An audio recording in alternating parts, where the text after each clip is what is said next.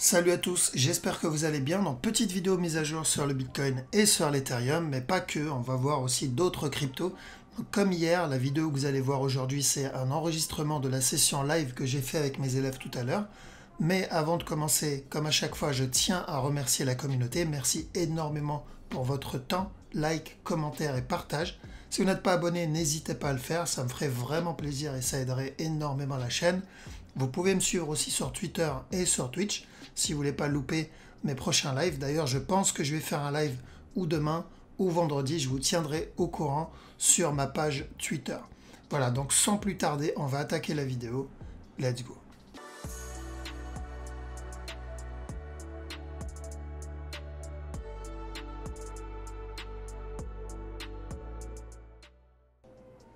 Alors, donc le Bitcoin. Bitcoin, je pense qu'on va venir casser le top. D'accord ? Le mouvement, il est beaucoup trop agressif pour que ça soit une structure corrective. Parce qu'hier, on avait vu quoi? On avait vu, tant que ce top n'est pas cassé, il peut nous donner ça avant de revenir le casser pour un plus gros B. Ensuite drop et ensuite un up. Ça, c'était dans le cas où si on avait une structure corrective assez grande. D'accord? Donc, structure corrective 4 heures. L'autre scénario, pareil, si on avait une structure corrective 4 heures, ce qui vient casser ce top, ensuite il se retourne casser ce bas, ensuite il remonte. Car j'aurais préféré ça. Maintenant, le mouvement il est beaucoup trop agressif. Et en plus de ça, ce qui me fait là-dedans, c'est plutôt un setup d'achat en préparation. Ça m'annonce une continuation. Si je regarde en 15 minutes, ça doit être un running. Ça. Ouais, c'est ça.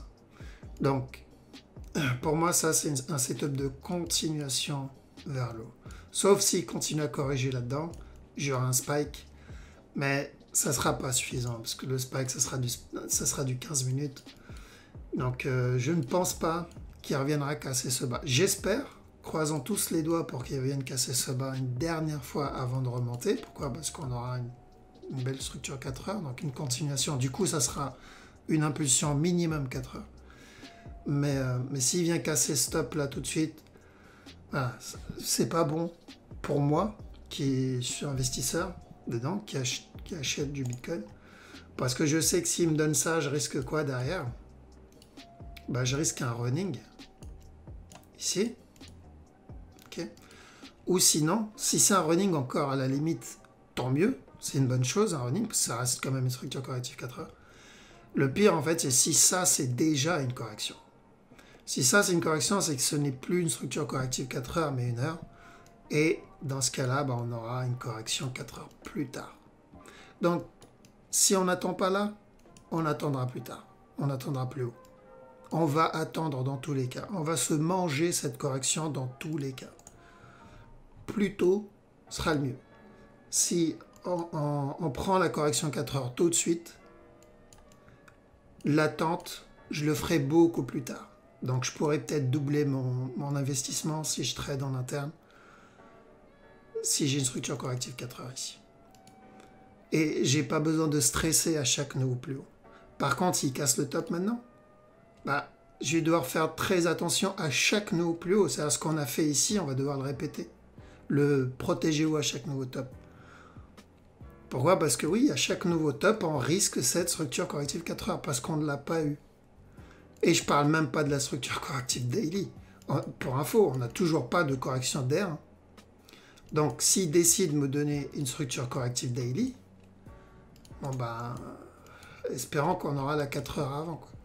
D'accord? Donc, en gros, s'il continue à flag ici, on continuera à chercher de l'achat. Donc, pour les traders, là, pourquoi pas tenter le running s'il y a des setups en interne. On fera attention. Je ne supprime pas le scénario, celui-là. Donc, je supprime celui d'hier, c'est-à-dire celui-là en interne, parce qu'il a déjà cassé le top. Mais du coup, maintenant, il n'y a que 2 scénarios. Le premier, c'est qu'on est toujours dans le B. Tant que ce top n'est pas cassé, il y a toujours ce scénario. Ce scénario existe toujours. Donc, on peut toujours revenir casser ce bas-là. Maintenant, il y a peu de chance à cause de l'amplitude du mouvement. Surtout s'il continue à flag là-dedans. L'autre scénario, c'est qu'il vienne casser le top tout de suite, en espérant que ça, ce n'est pas une structure corrective terminée. Parce que si ce n'est pas terminé, on aura un running plus tard avant la continuation. Donc, si flag, ok, on prend. Et à chaque nouveau plus haut, on se protège en interne. Je suis en quoi? Je suis en 1 heure. Donc, hop. Si il flag ici, par exemple, s'il me donne le running ici en interne,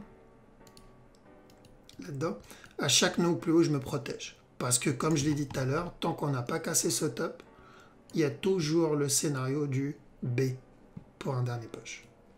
D'accord? Mais je ne pense pas. Là, il y a du momentum, il y a un peu trop de hype. Il y a même le potentiel running ici. Il ne faut pas l'oublier celui-là. Pourquoi tout à l'heure je vous ai dit, s'il spike, mais même s'il spike ici, on sera toujours sur ça, quoi.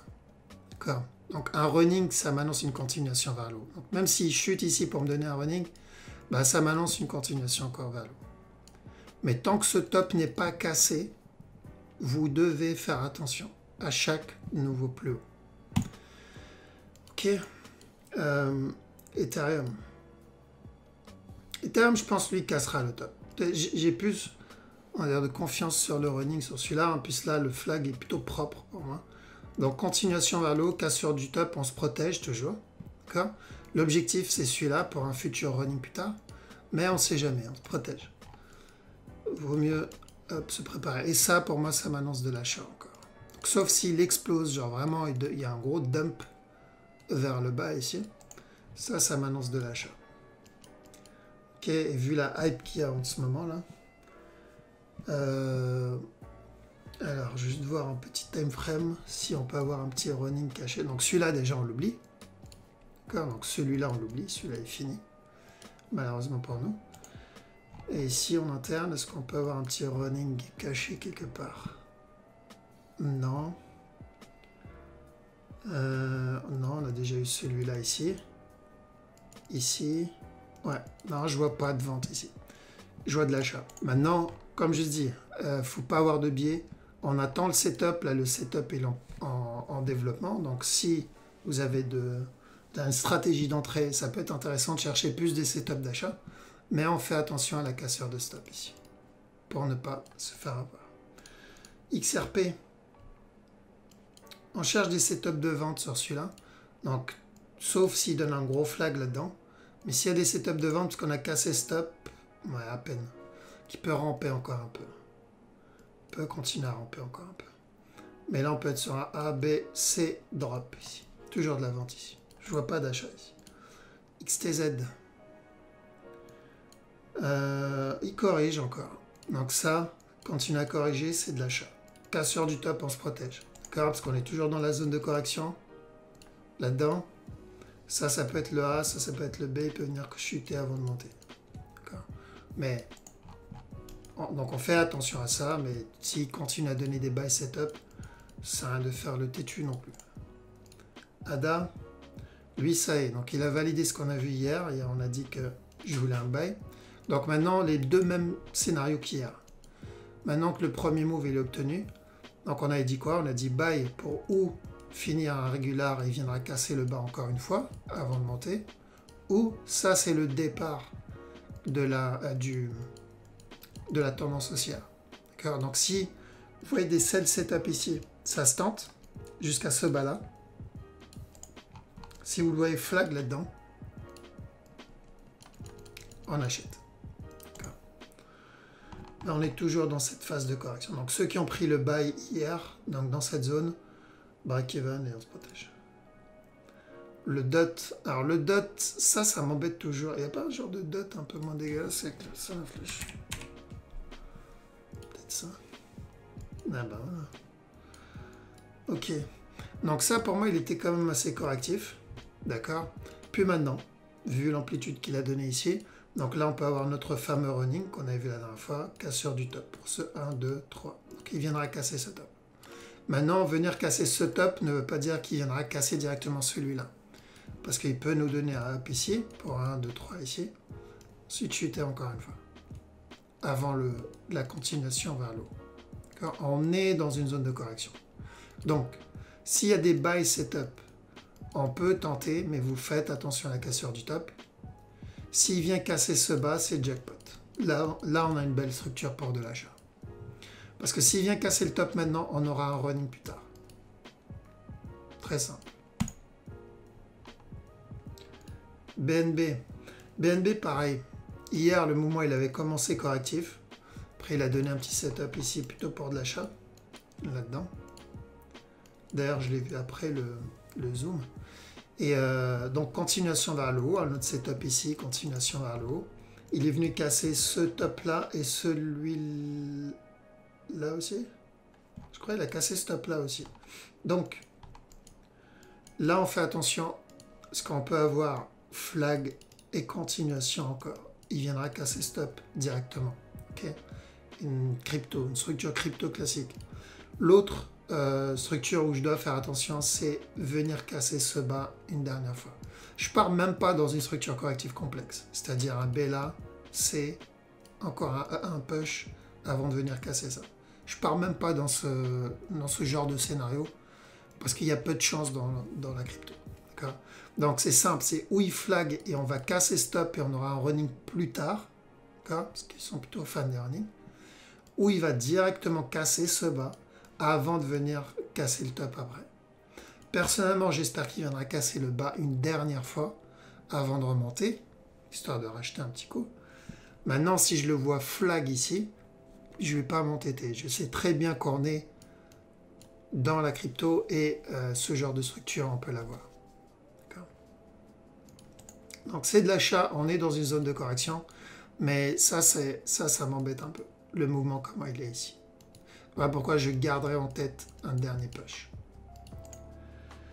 Dans le cas où il casse le top, on ira pour le running plus tard. Je crois qu'il l'avait déjà fait. C'était là où on l'avait acheté en fait, à la base. Nous on l'a acheté dans cette zone ici. Pourquoi? Parce qu'il a donné ça. Il montait, cassé le top, spike, et là on a dit de l'acheter.